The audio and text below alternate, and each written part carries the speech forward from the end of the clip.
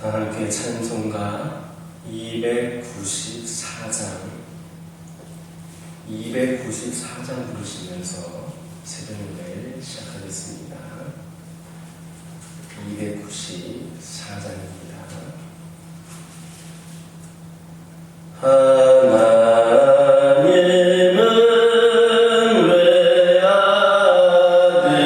외아들을 주시는 데까지 세상 사람 사랑하니 참 사랑이로다.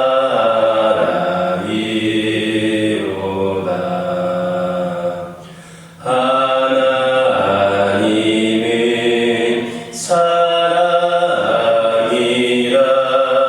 죄악에 빠졌던 우리까지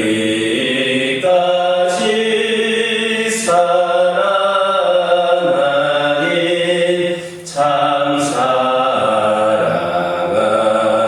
아닌가. 하나님을 배반하고 멀리 떠난 우리 원수같이 대적하나 사랑하여 주네. 하나님은 사랑이라 죄악에 빠졌던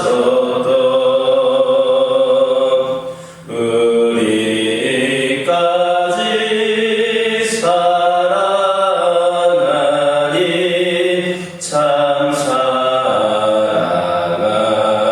아닌가.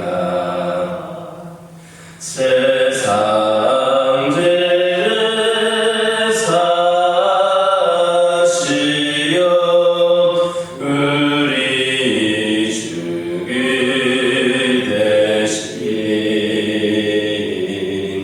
성자 예수 십자가에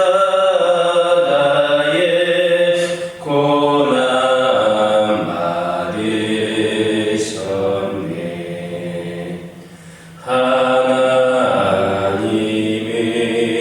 사랑이라 죄악에 빠졌던 우리까지 사랑하니 참 사랑 아닌가. 이 사랑에 감사하여 곧 주께 나오라. 고난 영혼 주께 맡겨 구원을 얻으라. 하나님은 사랑이라 죄악에 빠졌던 우리까지 사랑하니 참 사랑 아닌가. 사도신경으로 신앙 고백하십니다. 전능하사 천지를 만드신 하나님 아버지를 내가 믿사오며 그 외아들 우리 주 예수 그리스도를 믿사오니 이는 성령으로 잉태하사 동정녀 마리아에게 나오시고 본디오 빌라도에게 고난을 받으사 십자가에 못 박혀 죽으시고 장사한 지 사흘 만에 죽은 자 가운데서 다시 살아나시며 하늘에 오르사 전능하신 하나님 우편에 앉아 계시다가 저희로서 산자와 죽은 자를 심판하러 오시리라. 성령을 믿사오며 거룩한 공예와 성도가 서로 교통하는 것과 죄를 사하여 주시는 것과 몸이 다시 사는 것과 영원히 사는 것을 믿사옵나이다. 아멘. 신명기 2장 19절에서 23절입니다. 신명기 2장 19절에서 23절, 19절에서 23절까지 한 절씩 교독합니다. 암몬 족속에게 가까이 이르거든 그들을 괴롭히지 말고 그들과 다투지도 말라. 암몬 족속의 땅은 내가 내게 기업으로 주지 아니하리니 이는 내가 그것을 룻 자손에게 기업으로 주었습니다. 이것도 루바엘에게 하였나니 전에 원라인이 거기 거주하였으며 암몬 족속은 그들의 삼손이라 일컫으며 그 백성은 아낙 족속과 같이 강하고 많고 키가 컸으나 여호와께서 암몬 족속 앞에서 그들을 멸하셨으므로 암몬 족속이 대신하여 그 땅에 거주하였으니 마치 이스라엘의 거주한 에서 자손한테 호비 사람을 멸하신 것 같으니 그들이 호비 사람을 쫓아내고 대신하여 오늘까지 거기에 거주하였으며. 함께 읽겠습니다. 또 갑돌에서 나온 갑돌 사람이 가사까지 각 촌에 거주하는 아위 사람을 멸하고 그들을 대신하여 거기에 거주하였느니라. 아멘. 19절 하반절에는 이스라엘이 암몬 족속을 괴롭히거나 그들과 다투지 말아야 할 이유가 나오고 있습니다. 그것은 그들의 땅이 하나님께서 이미 롯의 자손에게 주신 기업이었기 때문입니다. 성도의 노예는 자신이 이 세상에서 얻을 수 있는 것들이 무엇인가를 이해해야 됩니다. 무엇이든지 원하는 것을 차지할 수 있는 게 아닙니다. 신앙이 어리거나 하나님의 뜻에 무지한 사람들이 하나님께 무엇이든 구하기만 하면 얻을 수 있다 이렇게 생각하는 경향이 있는데 실상은 그렇지가 않습니다. 우리가 얻을 수 있는 것은 하나님이 하나님의 허락이라고 하는 범위 안으로 한정됩니다. 즉 하나님께서 약속하신 것들만 우리가 얻을 수 있으므로 먼저 이에 대한 지식을 가지는 것이 필요합니다. 요한복음 15장 7절을 보면 너희가 내 안에 거하고 내 말이 너희 안에 거하면 무엇이든지 원하는 대로 구하라 그리하면 이루리라 했습니다. 여기에서 내 안이라고 하는 말은 주님을 믿는 믿음이기도 하지만 주님의 뜻 안을 의미하는 것이기도 합니다. 어떤 이들은 열심히 기도하는데 적절한 응답을 받지 못합니다. 그 이유가 무엇입니까? 하나님의 뜻을 알지 못하여 그 뜻과 무관하게 구하기 때문입니다. 사람이 가져야 할 가장 중요한 지식은 하나님의 뜻에 관한 겁니다. 이 지식을 가진 사람과 그렇지 못한 사람 사이에는 현격한 차이가 있습니다. 적어도 이 지식을 가진 사람들은 허망한 일에 마음을 빼앗기지 않으며 인생의 자원들을 헛되이 낭비하지 않게 됩니다. 그래서 성도와 교회는 무슨 일을 계획하기 전에 먼저 이것을 확인해야 됩니다. 하나님의 이름으로 말하든지 일한다고 모두 거룩한 것이라는 생각은 근본적으로 잘못된 겁니다. 중요한 것은 하나님의 뜻에 어느 정도 충실한가 하는 것이고 이에 따라 그 사람이라든지 교회에 대한 평가가 전혀 다르게 나올 수 있습니다. 어떤 이들은 하나님의 뜻과 현실 사이에서 갈등하기도 합니다. 그분의 뜻이 현실적으로 너무나 맞지 않는다는 겁니다. 우린 이런 사람을 신앙의 초보자다 이렇게 단정 지을 수 있습니다. 우리가 아버지라고 부르는 것은 하나님은 역사의 주관자이시기 때문입니다. 역사의 주관자이시고 우리를 지으시고 우리를 기르시고 함께 하시는 분이 우리 하나님이시기 때문에 아버지입니다. 과거는 물론이고 현재와 미래가 다 그분의 뜻에 따라서 진행이 됩니다. 그렇다면 주의 뜻이 현실적으로 맞지 않는다라고 하는 불평은 핑계질하지 않습니다. 모든 것을 주관하시는 분이 그 모든 하시는 일이 그렇게 현실적으로 맞지 않는다는 말을 어떻게 할 수 있겠습니까? 인류에게 생명과 호흡과 만물을 공급하시는 분이 바로 하나님이십니다. 그분은 그리스도인의 신앙 고백 속에서나 존재하는 신화적인 인물이 아니라 이 세상 속에 지금도 오늘도 살아 역사하시는 분이십니다.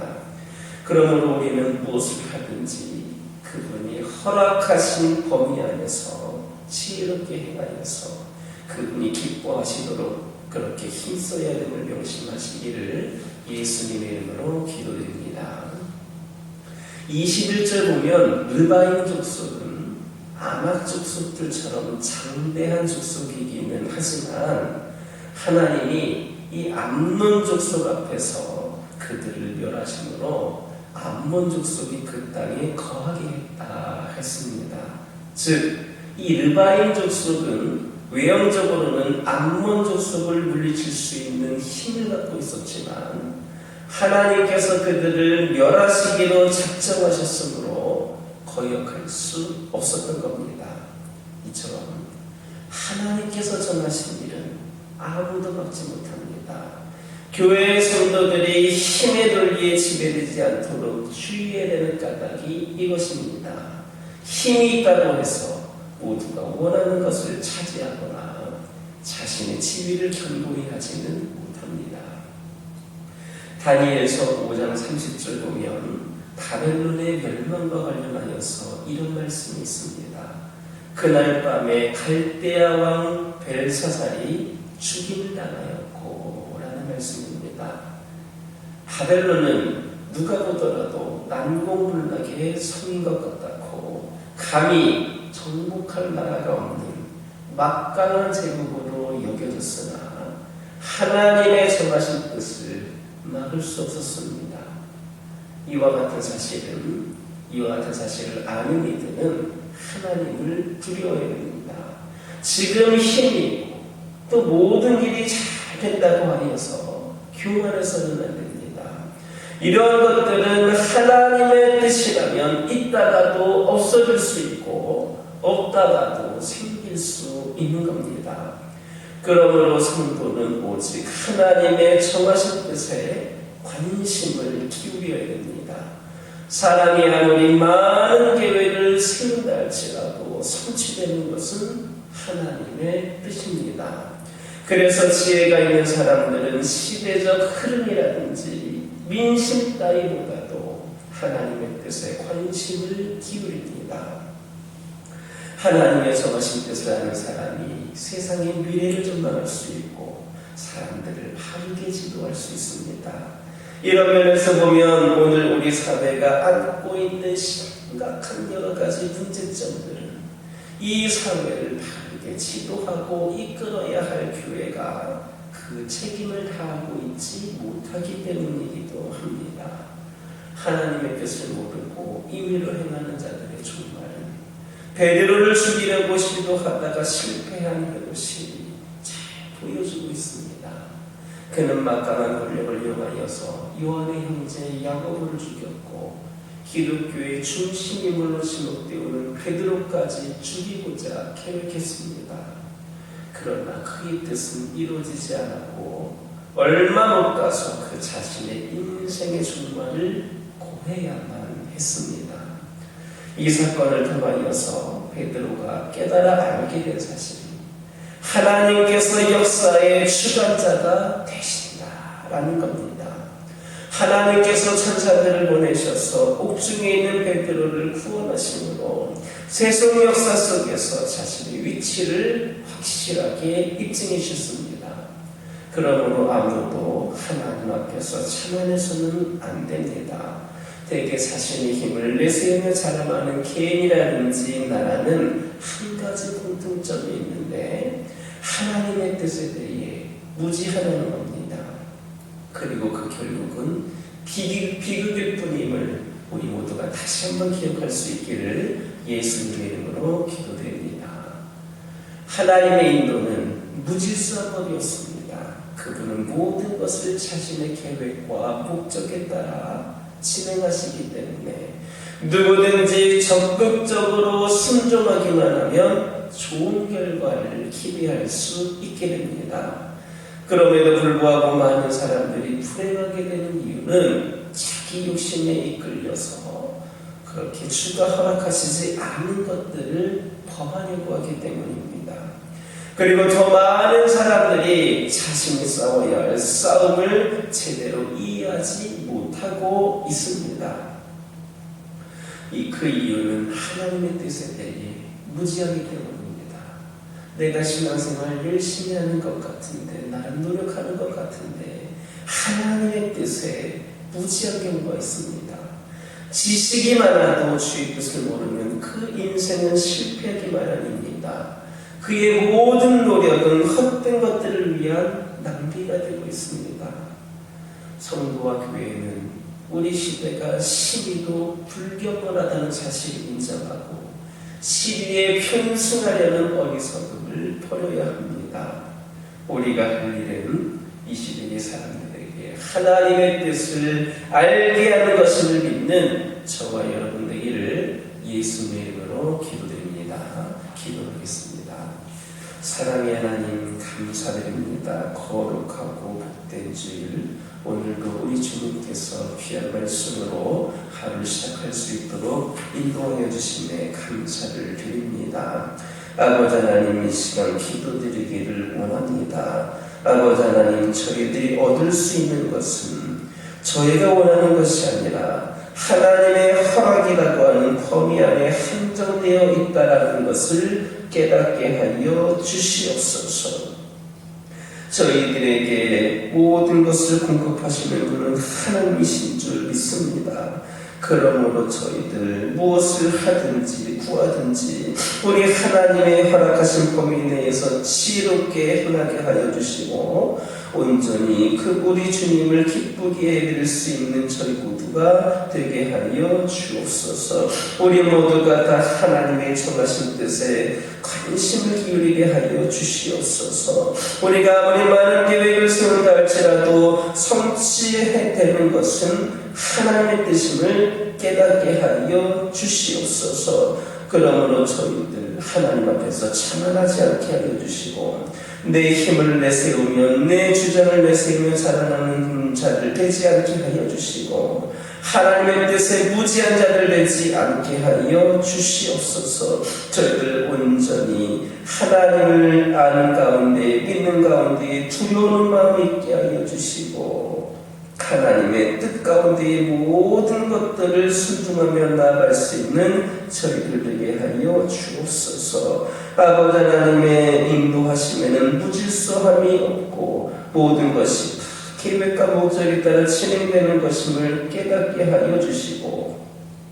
저희들 아버지 하나님 모든 헛된 것들을 위한 낭비하지 않게 하여 주시고 오늘날 이 시대가 불경건하다는 사실을 인지하여서 저희들 모두가 하나님의 뜻을 바로 할 수 있도록 지혜를 구할 수 있는 자들이 되게 하여 주옵소서. 저희들에게 허락하신 가정들을 축복하여 주시고 각 가정의 기도 제목에 응답하여 주시며 아버지 하나님 이들을 주의 품에 거하게 하여 주셔서 날마다 주 품 안에 거하며 온전히 하나님께서 인도하신 가운데에 보호하신 가운데에 지켜주신 가운데에 평안한 바라는 삶을 살아가는 우리 가족들 되게 하여 주옵소서. 아버지 하나님 또한 단순히 그 평안한 삶에 안주하지 않게 하여 주시고 하나님의 뜻을 위하여 쓰임받을 수 있는 귀하고 복된 믿음의 가정들 되게 하여 주옵소서. 환우들 가운데 함께하여 주시옵소서. 영적으로 육적으로 연약한 가운데 있는 이 영혼들에게 주님의 긍휼하심을 내려 주시옵소서.